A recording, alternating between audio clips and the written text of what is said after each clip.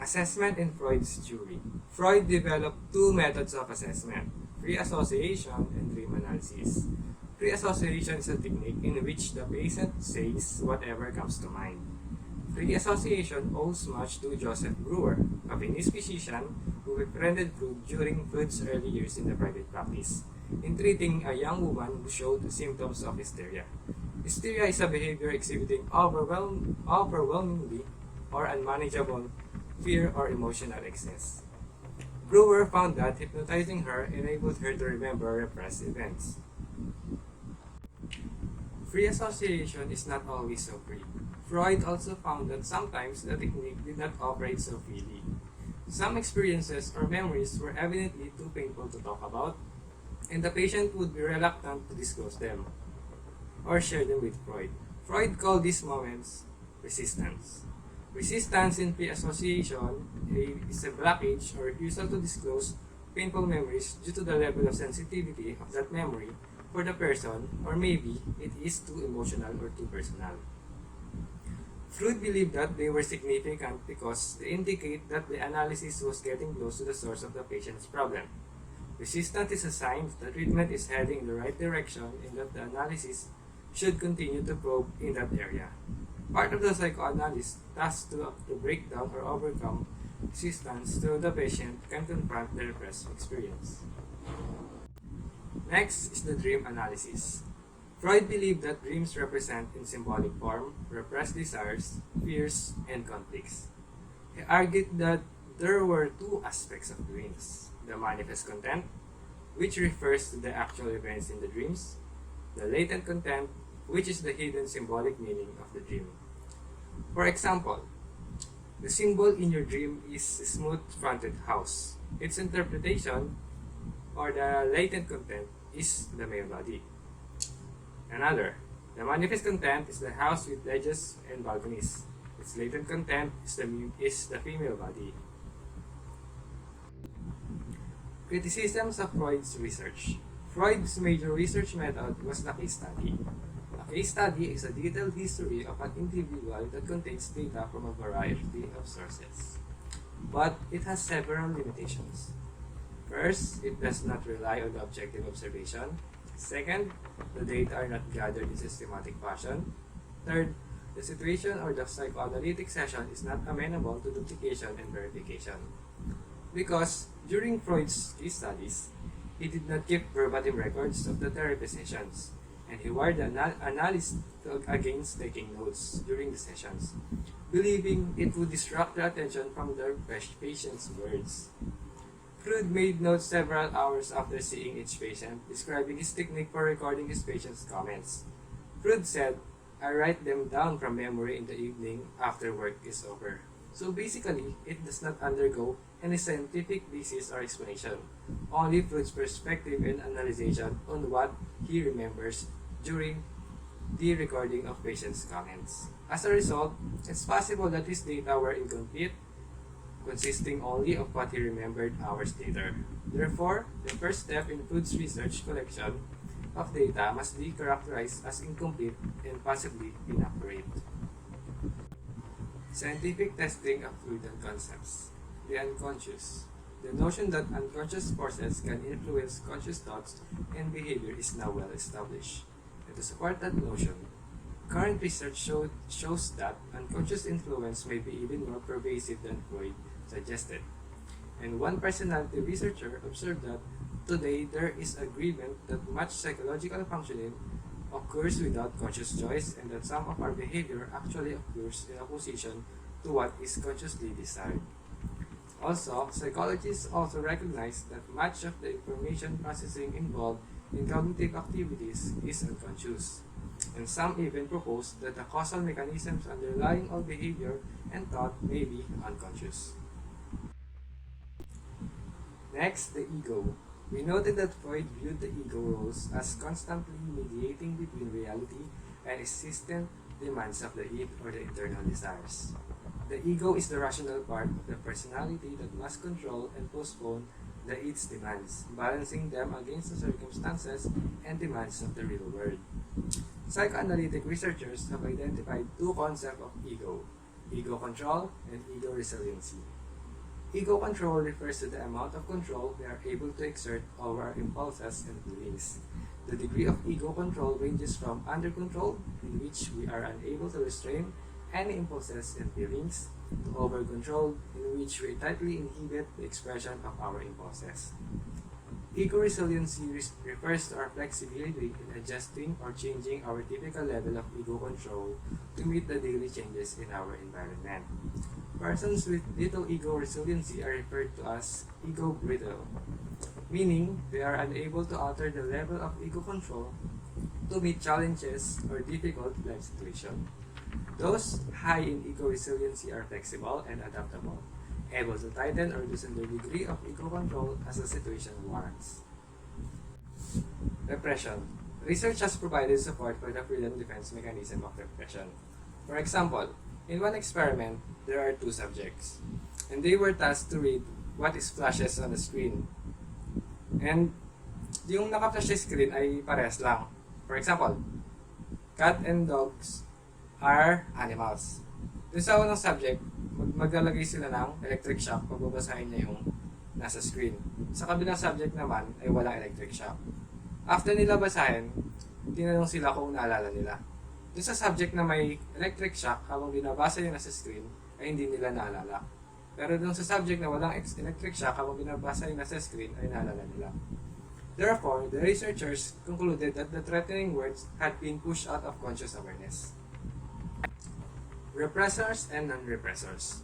Repressors tend to be low in anxiety and high in defensiveness and to have significantly poorer recall of negative memories from childhood.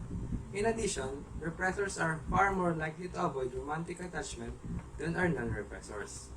Repressors are also less likely to smoke and drink, and to score higher than non-repressors on the belief that excessive drinking would not lead to harmful personal consequences. Repressors also had fewer unpleasant or threatening emotional memories available for retrieval than did non-repressors because they had repressed them. So basically, repressors are good in repressing memories. So they are not very prone to traumas like that than non-repressors. The Freudian slips. According to Freud, what appears to be ordinary forgetting or a causal lapse in speech is actually a reflection of unconscious motives or anxieties. And to prove that phenomenon, there is a experiment that's conducted. There are two groups of men who were shown the same pairs of words flashed on a computer screen. When a buzzer sounded, they were asked to say the words aloud. The one group had electrodes attached to their bodies, and they were told that during the experiment, they would receive a painful electric shock. In this situation,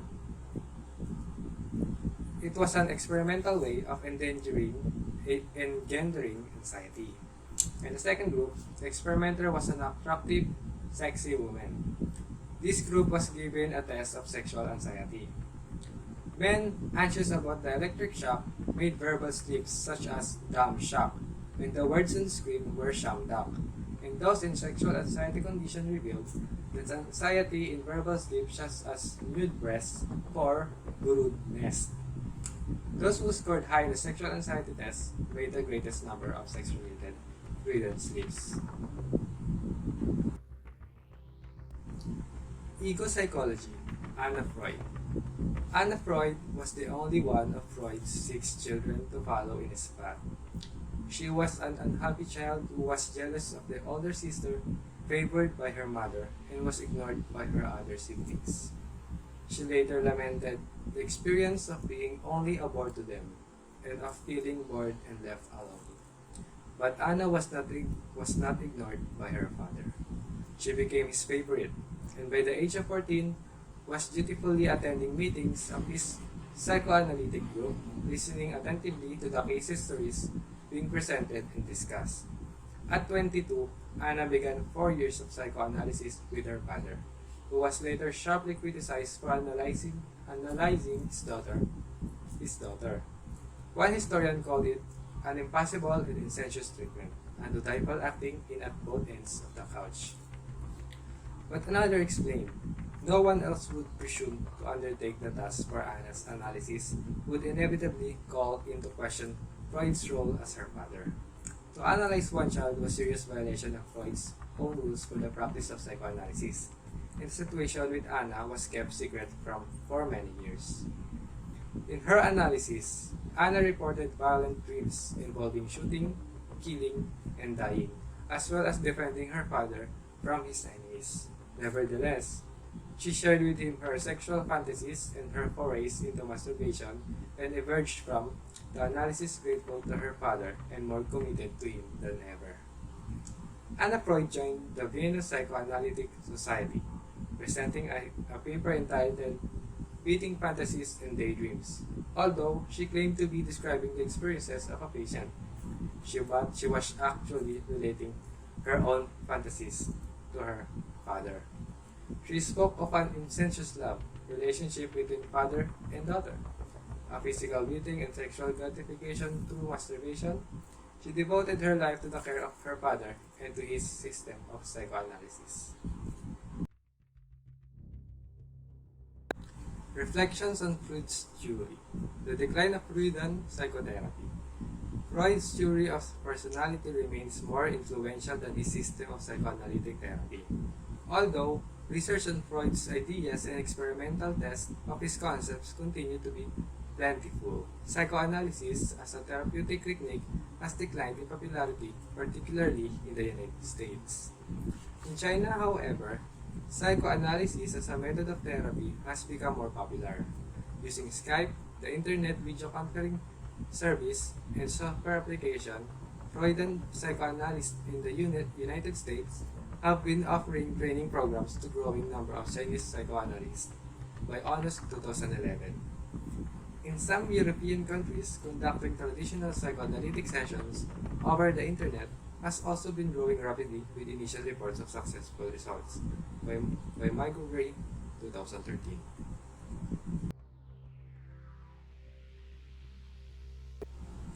Criticisms of psychoanalysis. Other researchers challenge Freud's focus on sex and aggression as major motivating forces and believe that we are shaped more by social experiences than by sexual ones. Some theorists disagree with Freud's deterministic view of human nature, suggesting that we have more free will than Freud acknowledged, and that we can choose to act and grow spontaneously and to be in at least partial control of our fate. Critics suggest that if we wish to develop a theory of human personality, why not study the best and the healthiest, the positive human qualities as well as the negative ones? Theorists also take exception to Freud's views on women, especially to the concept of penis, envy, women's poorly developed superegos, and women's inferiority feelings about their bodies. Ambiguous definition of certain Freudian concepts have also been questioned. Critics points to confusion and contradiction in such terms as id, ego, and superego. Are they distinct physical structure in the brain? Are they fluid processes? In his later writings, Freud addresses the difficulties of defining some of his concepts precisely, but the questions remain. Yes, of course, because especially now, we are in the modern world. We always live in scientific facts. We always want scientific reasons in everything, in every theory. So, based on all Freud's concept, they were always on his own perspective, and there was no scientific basis or scientific facts behind it. Freud's lasting influence. This book is a history of modern insight into personality. In our personal and social growth, we are never free of our past, nor should we want to be. The past offers the foundation on which to build as later personality theorists have built on Freud's work. His psychoanalysis has served no other purpose than to inspire others and provide framework within which to develop new insights. Then Freud's importance to the world of ideas is secure. Every structure depends on the soundness and integrity of its foundation. Sigmund Freud gave personality theories a highly original, stimulating, and challenging base on which to build. So basically, Freud concepts and studies become the stepping stone to create more significant and more accurate studies.